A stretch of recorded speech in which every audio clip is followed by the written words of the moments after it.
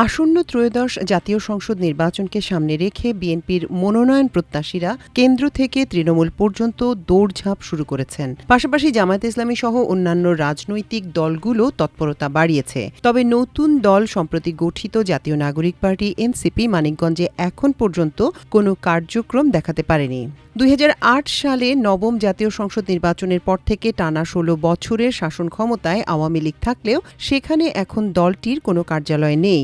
গণ অভ্যুত্থানের দিনই গুঁড়িয়ে দেয়া হয়েছে ফ্যাসিবাদীদের রাজনৈতিক কার্যালয়গুলো।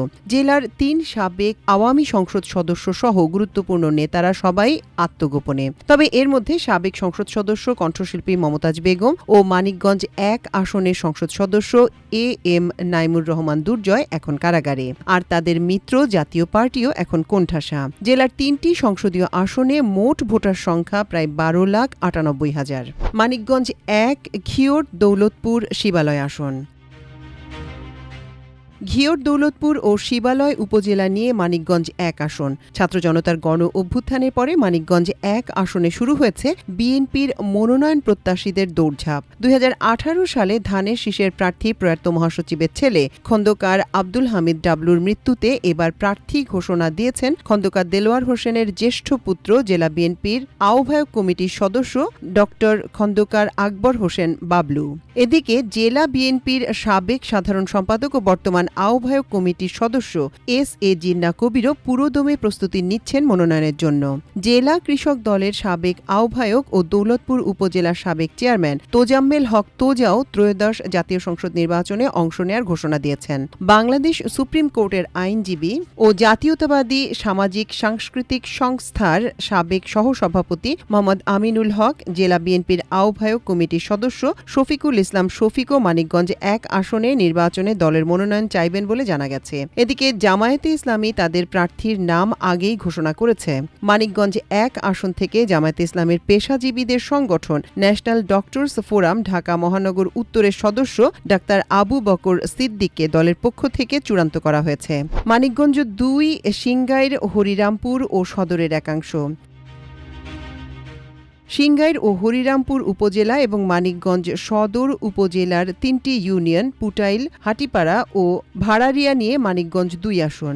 আগামী নির্বাচনকে সামনে রেখে আসনটিতে বিএনপি চেয়ারপারসনের উপদেষ্টা ও জেলা বিএনপির সাবেক সাধারণ সম্পাদক ও সাবেক সংসদ সদস্য ইঞ্জিনিয়ার মইনুল ইসলাম খান শান্ত সাংগঠনিক কর্মকাণ্ডের পাশাপাশি বিভিন্ন সামাজিক অনুষ্ঠানে অংশ নিচ্ছেন।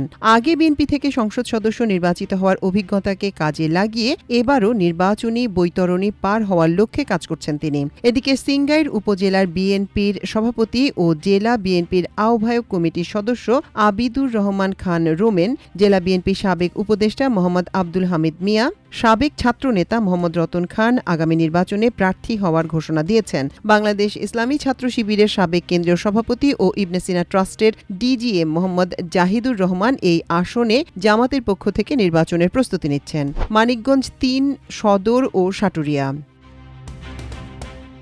সদর ও সাটুরিয়া উপজেলা নিয়ে জেলার সবচেয়ে গুরুত্বপূর্ণ আসন মানিকগঞ্জ ৩। এই আসনে বিএনপির পক্ষ থেকে একাধিক মনোনয়ন প্রত্যাশী সরব হয়েছেন। তাদের মধ্যে বিএনপি চেয়ারপারসনের উপদেষ্টা ও মানিকগঞ্জ জেলা বিএনপির দুবারের সাবেক সভাপতি ও বর্তমান কমিটির আহ্বায়ক আফরোজা খানম রীতা, জেলা বিএনপির সাবেক আহ্বায়ক জামিলুর রশিদ খান, জেলা বিএনপির আহ্বায়ক কমিটির সদস্য ও দুবারের সাবেক উপজেলা চেয়ারম্যান আতাউর রহমান আতা ও জেলা বিএনপির সাবেক সহসভাপতি মোতালেব হোসেন প্রার্থী হওয়ার ঘোষণা দিয়েছেন। এদিকে মানিকগঞ্জ ৩ আসনটি রাজনৈতিকভাবে বরাবরই গুরুত্বপূর্ণ বলে জামায়াতে ইসলামীও আগেই তাদের প্রার্থী মাওলানা মোহাম্মদ দেলোয়ার হোসাইনকে এই আসনের জন্য চূড়ান্ত করেছে।